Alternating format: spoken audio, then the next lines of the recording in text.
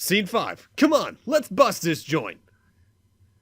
Hello everyone and welcome back to Let's Play Teenage Mutant Ninja Turtles 2, the arcade game, and when the hell did Shredder get kidnapped? In the last part, we rescued April from Baxter Stockman and then went through a really random skateboard section, and now we're in Scene 5 where we're gonna be spammed with a bunch of mousers. In between parts, I found the manual for the game, and there isn't too much in it, admittedly. A lot of it's just, like, stage names, like Stage 1 was April's Hot Midtown Loft, Scene 2 was Times Square, Scene 2 Part 2 was the sewer system, Scene 3 Part 1 is Snowy Central Park, Scene 3 Part 2 was Vinny's Valet Parking Garage, Scene 4 was Madison Square Avenue, followed by Rockefeller Expressway, and this is apparently the Rock Quarry Factory, which... interesting. They also have little enemy bios, like, the snowman's called Frosty the Hitman, whose bio is "Don't let this carrot-nosed creep fool you, he's packing heat-seeking missiles that have your name on them." It's very, overall, standard for an NES manual, but it does have little bios about the boss fights. Like, Rocksteady and Bebop, which, seeing the names in that order feels wrong, are Shredder's right and left-hand men, or mutants, of Scenes 1 and 2. They prove that beauty is only skin deep, but ugly goes all the way down to the bone. I have a strong feeling that these are probably ripped right out of the TV show scripts. Tora has one, but his is shared with another boss we haven't faced yet. Professor Baxter Stockman is the Mouser Bombardier by day and Gnat Man by night, and we find him in Scene 2 Part 2 and Scene 3 Part 2. So it's overall fairly straightforward. And in terms of cut content from the game, from Cutting Room Floor at least, there are some debug menus like cheat options, copy protection that checks the ROM to see if certain things were set correctly. There is an unused graphic of a larger Pizza Hut logo that's apparently in the Japanese version. Then there's various build dates, regional differences, like Japanese version gives you different amounts of points depending on the enemy you defeat, and gives you many more than Western versions, which, you know, is the better system for a game like this. Jump kicks are as powerful as the special attack, the little jump and aid thing in the Japanese version, meaning you can take out most enemies with them in one hit, which, you know, that's cool. The jump kick can only be performed while descending here in the NES version, but in the Japanese version it can be performed at any point. You can also switch which way your attack is aimed after a jump kick in the Japanese version. The Japanese version, though, to make up for that point change, has many fewer enemies. And apparently the demo that plays if you let the game go on is a bit different. Although, speaking of the Pizza Hut stuff, apparently a lot of the references to that was removed in other version. And there's some weird animation changes, like certain missing bandanas on Rocksteady. Certain graphics were changed overall, so on and so forth. It's overall very minor, but there are cheat codes to note. But we'll talk about that after this mini-boss, which is these weird flying bug things that go down to a few jump kicks. They try to shoot you with very small lasers, but if you're just jump kicking, they don't have much of a chance of hitting you. Every single cheat code in the game is entered at the title screen, and as for what they are essentially variations on the same code. You got a stage select, an extra lives and stage select code, and an extra lives without stage select, so you start picking with more lives. Extra lives and stage select is at the title screen, press BA, BA, up, down, BA, left, right, BA, start. Extra lives with no stage select is up, right, right, down, down, down, left, left, left, left, BA, and start. And the stage select is pressing down on the control pad 5 times and pressing right 7 times, then BA start. In the Japanese version, though, this was changed. Stage select is left 3 times, B 3 times, A 3 times, and start. The extra lives code, which I think puts you up to 10 lives, by the way, is right 3 times, B 3 times, A 3 times, and start. And the stage select and live combo is left, right, B 3 times, A 3 times, start.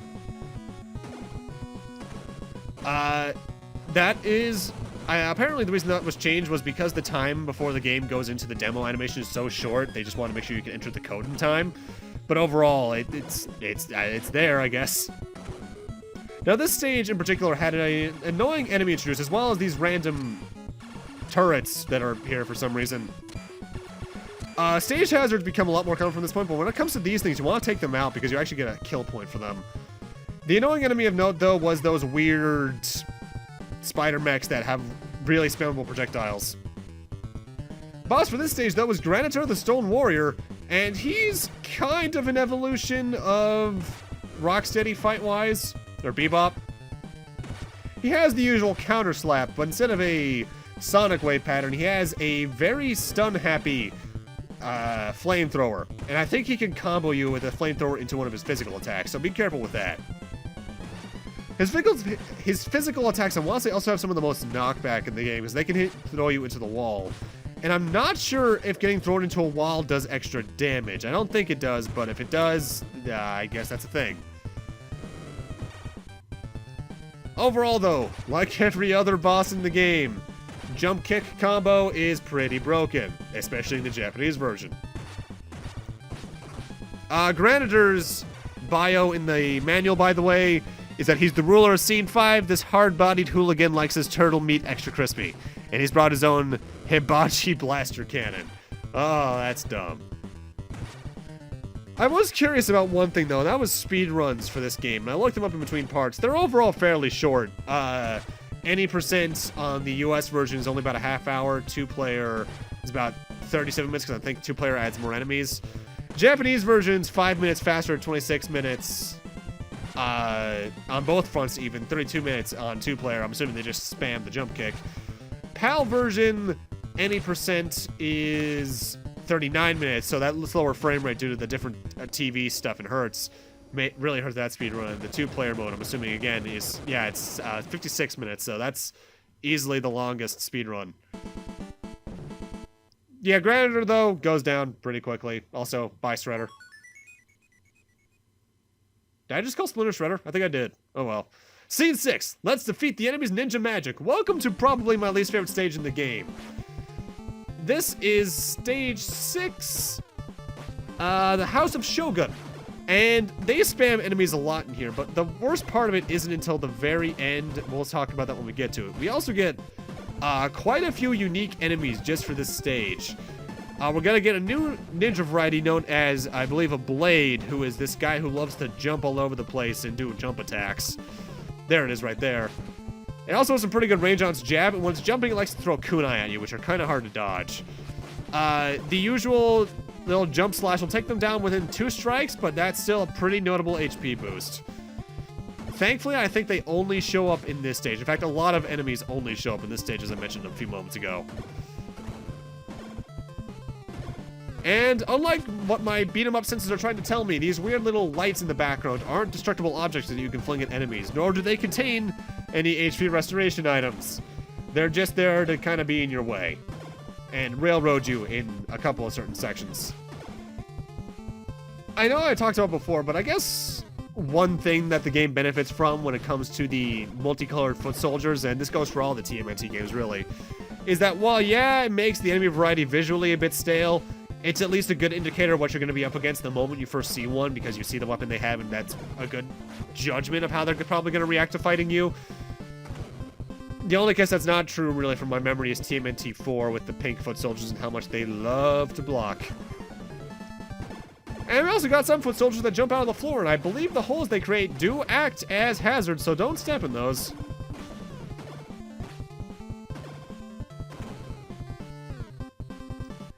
I believe we're about to find the next unique enemy type, or we're just going to find 3 foot soldiers in a row. That's a good thing I was moving forward, otherwise that would have hit me. It probably would have fallen right into a pit. I'm not entirely certain about how combo heavy the game can get if you're in a bad situation with enemies.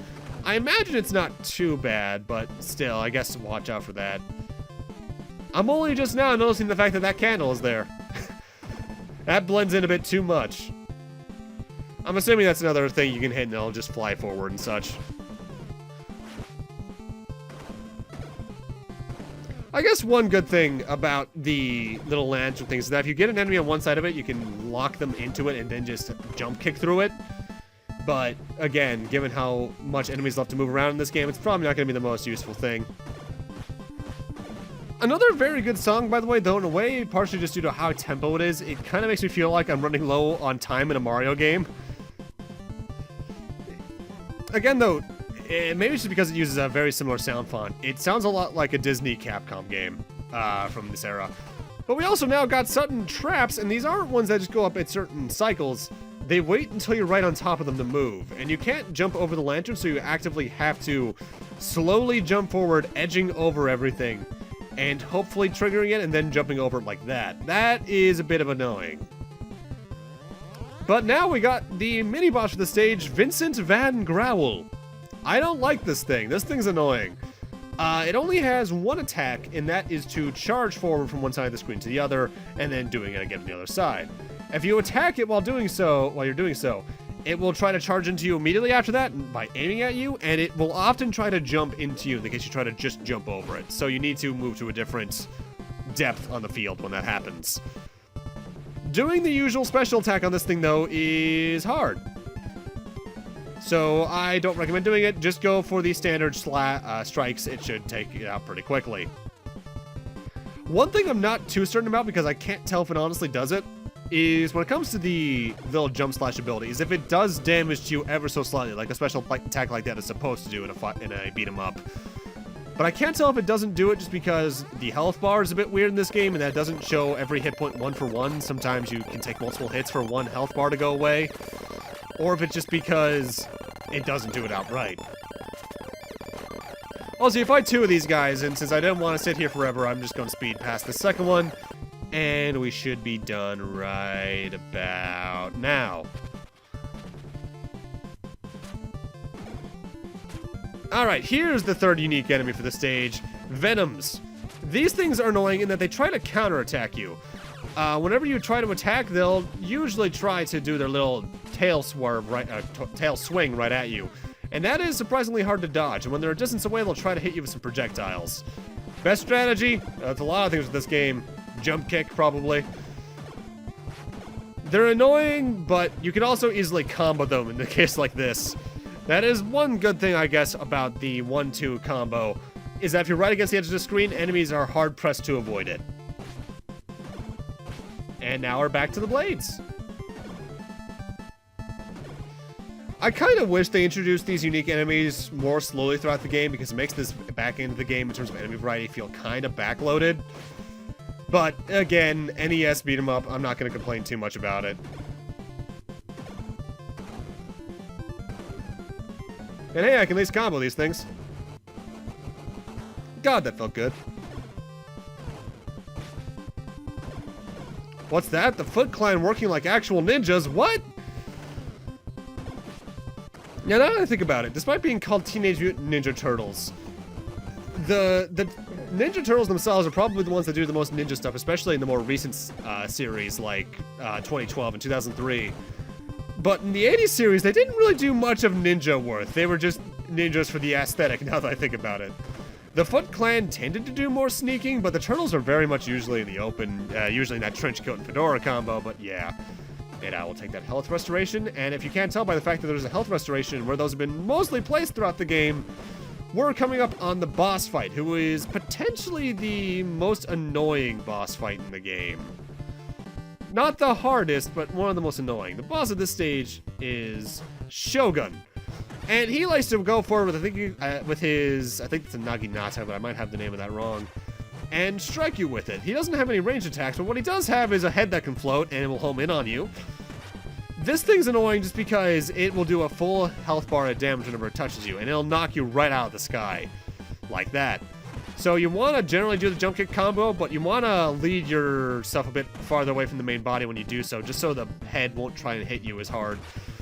The head will eventually return, but it can send it out multiple times in a row like this, so it's just best to always fight it like you're dodging the head. And this thing shares a description in the manual with Tora, the boss from the ice stage. These two are infamous intergalactic bounty hunters that are looking to tag team the Turtles. Tora will test your skills in the radical new, never-before seen 3 Part 1, bad pun. Shogun will shock your senses in Scene 6. The one-of-a-kind challenge that will change you from green to black and blue. God, that is awful.